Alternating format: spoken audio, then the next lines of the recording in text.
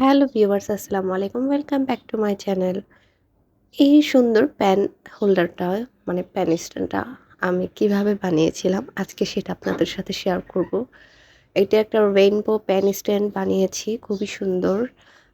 এটার জন্য আমি ৭টা কালার চুজ করে নিয়েছি। রেইনবো টাইপের যেটুক কালারফুল কালারগুলো ছিল, এরকম ৭টা মানে এক সাইজ করে আমি ৭টা বলের মতো বানিয়ে নিয়েছিলাম।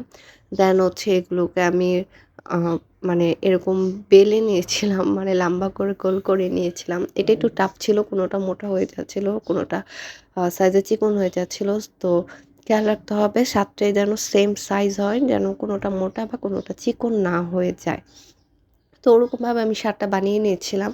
আর হচ্ছে নিচে একটা কার্ডবোর্ড ইউজ করেছি। আর ওই ৭ টা কালারই আমি একসাথে মিলিয়ে জাস্ট একটা নিচে প্লেটের মতো বানিয়ে নিয়েছি। তো এই হচ্ছে এরকম করে আমি গোল করে বসায় নিয়েছিলাম। বসিয়ে নিয়ে এটা আমার একটু ভুল হয়ে গেছে। এটা আরেকটু বড়, মানে কার্ডবোর্ডটা আরেকটু বড় নেওয়া দরকার ছিল। আমি এটা একটু বেশি ছোট নিয়ে ফেলছিলাম।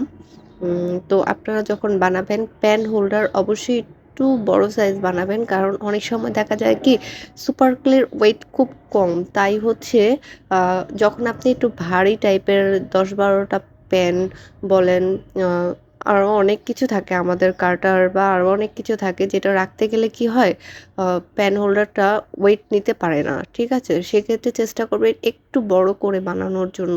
তো আমি এটা একদম স্মল সাইজ বানিয়ে ফেলছিলাম। তাই এটাতে আমি আর তেমন কিছু রাখতে পারি নাই। আপনাদের এজন্যই আগে বলে দিলাম। অবশ্যই একটু বড় সাইজ করে বানিয়ে নেবেন।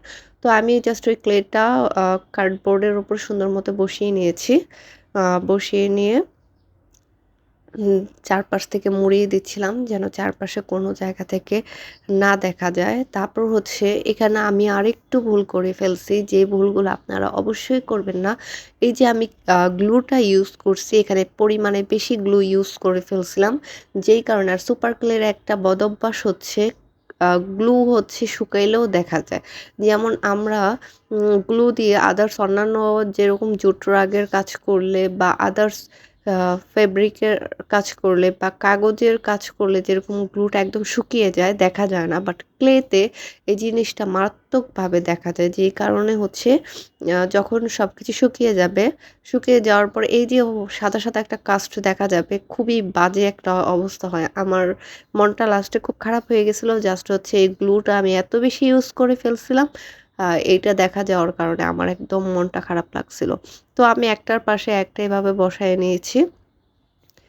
মন চাচ্ছিল না আপনাদের সাথে এটা শেয়ার করা। তারপরেও জাস্ট আপনারা তো একটা আইডিয়া পাবেন যে ভুলগুলো কোথায় হয় আমাদের? যেন এই ভুলগুলো আমরা না করি, তাই একমাত্র আপনাদের সাথে শেয়ার করা। কারণ হচ্ছে এরকম করে সারটা বানাতে, বানাতে দেখা যায় কি ক্লে গুলো শুকিয়ে যায়। তখন একটার সাথে একটা লাগাতে গেলে ঠিকভাবে লাগে না। তো আমাদের আরো নিরুপায় হয়ে কি করতে হয়?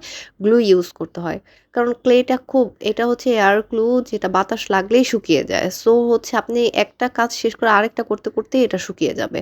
তো আপনার গ্লু ইউজ করতেই হবে। তো এরপর হচ্ছে আমি উম আরেকটু ভুল করে ফেলি, যে আমি যে বড় করে ৭ টা একসাথে বানালাম বা লাগালাম, এইখানে আমি আরেকটু ভুল করে ফেলছি, ছোট করে কেটে ফেলছি। মানে আমার যে আ নিচে কার্ডবোর্ডটা আমি রেডি করে রেখেছি, এর চাইতেও একটু ছোট করে ফেলছিলাম। যার কারণে হচ্ছে এটা রাউন্ড শেপ হচ্ছিল না। একটু মানে ওই পাশটা গোল, এই পাশটা একটু ভি এর মতো হয়ে আসছিল। যাই হোক, তারপর লাস্টে এটাকে জোড়াতালি মাইরা আমি হচ্ছে ফুল-টুল বসায় দিছি।